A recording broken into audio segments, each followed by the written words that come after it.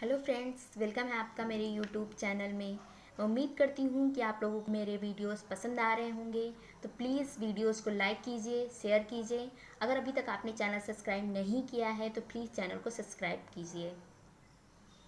तो दोस्तों, मैं आपको बता दूं कि आज के इस वीडियो में हम डिस्कस करने वाले हैं ब्रीच ऑफ कॉन्ट्रैक्ट के बारे में।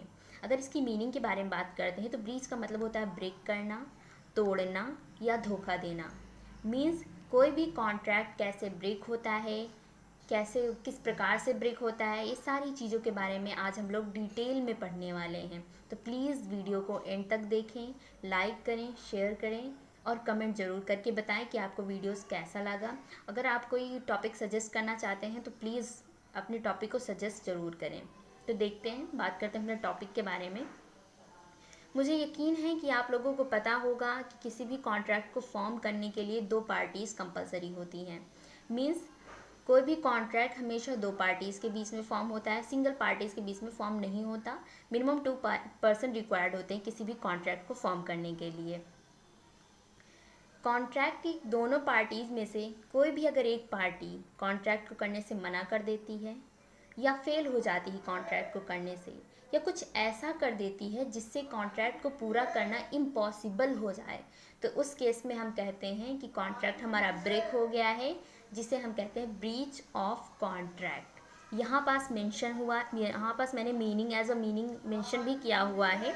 एनी पार्टी, कोई भी party, of contract means contract की कोई भी पार्टी, चाहे वो हमारा प्रोमिजर हो या प्रोमिजी हो, रिफ्यूज़ कॉन्ट्रैक्ट को करने से मना कर देती है, और फेल या तो फेल हो जाती है और डज समथिंग या कुछ ऐसा कर देती है which makes contract impossible to perform, जो उस कॉन्ट्रैक्ट को करने के लिए इम्पॉसिबल हो जाए। मीन्स कुछ ऐसा परफॉर्म कर दे, कुछ ऐसा कर दे जिससे नामुमकिन हो जाए उस कॉन्ट्रैक्ट को पूरा करना। उस केस में क्या होता है, हमारा कॉन्ट्रैक्ट ब्रेक हो जाता है, जिसे हम कहते हैं ब्रीच ऑफ कॉन्ट्रैक्ट। एग्जाम्पल से समझते हैं।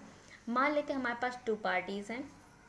पहला पर्सन हमारा ए, दूसरा हमारा बी। ए हमारा ऑफरर है, बी ऑफरी है। ए के पास एक कार है जो वो बेचना चाहता है, बी से ख़रीदना चाहता है। तो ए ने क्या किया, बी को ऑफ़र दिया कि मेरे पास कार है, मैं इसे 4 लाख में बेचना चाहता हूँ। बी ने कहा ठीक है, मैं आपकी कार को परचेज़ करूँगा। दोनों ने अपनी टर्म्स एंड कंडीशन रखी। ए ने अपनी टर्म्स एंड कंडीशन रखी कि वो कितने में अपनी कार को बेचेगा, क्या क्या फैसिलिटी प्रोवाइड करेगा।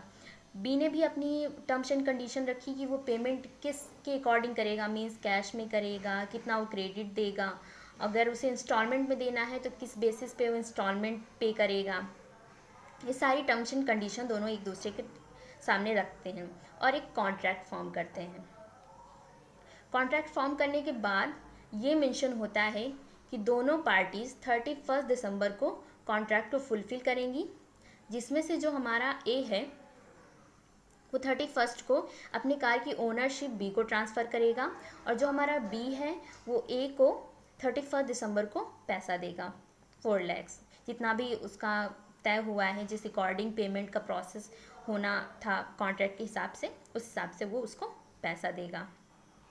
यहाँ पास एक कॉन्ट्रैक्ट फॉर्म हो गया। दोनों के पास अपने एक राइट्स हैं, अपने ऑब्लिगेशन हैं। ए के पास राइट्स है कि उसे मनी मिलेगा रिटर्न में, और ऑब्लिगेशन ये है कि उसे 31 को कार को ट्रांसफ़र करना है, कार की ओनरशिप। बी के पास राइट्स क्या है कि उसे बदले में कार मिलेगी, और उसके बाद ऑब्लिगेशन क्या है कि उसे 31 दिसंबर को पैसे देने हैं। जब दोनों पार्टीज़ में से कोई भी एक पार्टी अपने ऑब्लिगेशंस को पूरा नहीं करती है तो कॉन्ट्रैक्ट हमारा ब्रेक हो जाता है, जिसे हम कहते हैं ब्रीच ऑफ कॉन्ट्रैक्ट। अब होता क्या है, 31 दिसंबर के पहले ए के पास एक थर्ड पर्सन आता है सी। वो ए से कहता है कि मैं तुम्हारी इस कार को 6 लाख में परचेज़ करूँगा, आप मुझे ये कार बेच दीजिए। ए सोचता है कि ये तो हमारे लिए बेनिफिशियल हो गया क्योंकि ज़्यादा अमाउंट मिल रहा है। तो ए क्या कर सकता है, ए बी के साथ कॉन्ट्रैक्ट ब्रेक कर देता है। ए दो तरीके से कॉन्ट्रैक्ट को ब्रेक कर सकता है। कैसे, या तो ए जो है वो 31 दिसंबर को कॉन्ट्रैक्ट ब्रेक करे, या 31 दिसंबर से पहले ही कॉन्ट्रैक्ट ब्रेक कर दे।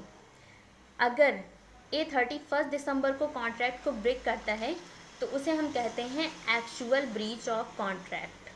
लेकिन अगर उससे पहले कॉन्ट्रैक्ट को ब्रेक कर देता है, 31 दिसंबर जो हमारी फाइनल डेट हुई थी कॉन्ट्रैक्ट को फुलफिल करने के लिए, अगर उससे पहले ही कॉन्ट्रैक्ट को ब्रेक कर देता है तो हम उसे कहते हैं एंटीसिपेटरी ब्रीच ऑफ कॉन्ट्रैक्ट। ये हमारे कॉन्ट्रैक्ट किसी भी ब्रीच कॉन्ट्रैक्ट को ब्रीच करने के 2 टाइप होते हैं, या तो एंटीसिपेटरी ब्रीच ऑफ कॉन्ट्रैक्ट या तो actual breach of contract. Means जो डेट कंफर्म हुई है, अगर आप उस डेट को कॉन्ट्रैक्ट को ब्रेक करते हैं तो उसे कहते हैं एक्चुअल ब्रीच ऑफ कॉन्ट्रैक्ट, लेकिन अगर उससे पहले कॉन्ट्रैक्ट को ब्रेक करते हैं तो उसे हम कहते हैं एंटीसिपेटरी ब्रीच ऑफ कॉन्ट्रैक्ट। तो यहाँ ए ने क्या किया, 31 तारीख से पहले ही कॉन्ट्रैक्ट को ब्रेक कर दिया, लेकिन 31 तारीख से पहले ए जो है वो कॉन्ट्रैक्ट को 2 तरीके से ब्रेक कर सकता है। कैसे?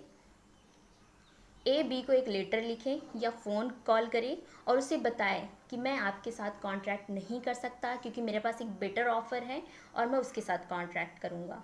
तो उसने कॉन्ट्रैक्ट ब्रेक कर दिया यूजिंग वर्ड्स। और उसके बाद दूसरा ऑप्शन क्या है कि ए बी को बिना बताए सी को वो कार सेल कर दे। तो क्या हो जाएगा, कॉन्ट्रैक्ट अपने आप टूट जाएगा, क्योंकि जो कार उसे बी को बेचनी थी वो उसने सी को बेच दी। अब कार तो रही नहीं, तो कॉन्ट्रैक्ट क्या, कार से ही रिलेटेड हमारा कॉन्ट्रैक्ट था, कार हमारी बिक गई, कार बची नहीं, तो कॉन्ट्रैक्ट अपने आप टूट जाएगा। तो इसलिए हम कहते हैं कि एंटीसिपेटरी ब्रीच ऑफ कॉन्ट्रैक्ट के 2 टाइप्स होते हैं। पहला होता है एक्सप्रेसली बाय वर्ड्स स्पोकन और रिटन, मीन्स किसी भी कॉन्ट्रैक्ट को तोड़ देना बोलकर या लिखकर बताकर। दूसरा होता है implied by the conduct of one of the parties, means कुछ भी ऐसा काम कर देना जिससे कॉन्ट्रैक्ट अपने आप टूट जाए। तो ये हमारे एंटीसिपेटरी ब्रीच ऑफ कॉन्ट्रैक्ट के टाइप होते हैं। एक्चुअल ब्रीच भी हमारा 2 टाइप का होता है। एक्चुअल ब्रीच हमारा 2 टाइप का कैसे होता है, पहला होता है हमारा on due date of performance, means 31 तारीख को ही कॉन्ट्रैक्ट ब्रीच हो जाए, या दूसरा होता है during the course of performance, means 31 दिसंबर को ही जैसे ही कॉन्ट्रैक्ट पूरा कर रहा है, ए ने जैसे मान लेते हैं कि ए बी को कार तो दे दिया लेकिन ओनरशिप ट्रांसफ़र नहीं की, और उसके बाद कहता है कि मैं अब कॉन्ट्रैक्ट नहीं करूँगा, तो क्या हो जाएगा, ये हमारा हो जाएगा during the course of performance, means वो कॉन्ट्रैक्ट को परफॉर्म कर रहा था लेकिन बीच में ही उसने कॉन्ट्रैक्ट ब्रेक कर दिया। तो इस तरह हमारे एक्चुअल ब्रीच के 2 टाइप होते हैं।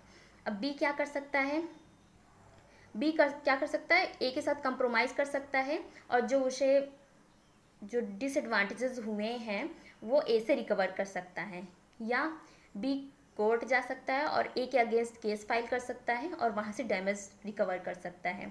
इसके अलग प्रोसेस होते हैं जिसे हम कहते हैं remedies for breach of contract. उसके लिए मैंने अलग से सेपरेट वीडियो बनाया हुआ है, आप वहाँ से जाके उसे देख सकते हैं, आपके सारे डाउट्स क्लियर हो जाएंगे। फिर भी अगर आपको कोई डाउट्स हैं तो आप कमेंट्स में अपने डाउट्स पूछ सकते हैं। तो आज के लिए बस इतना ही, थैंक यू।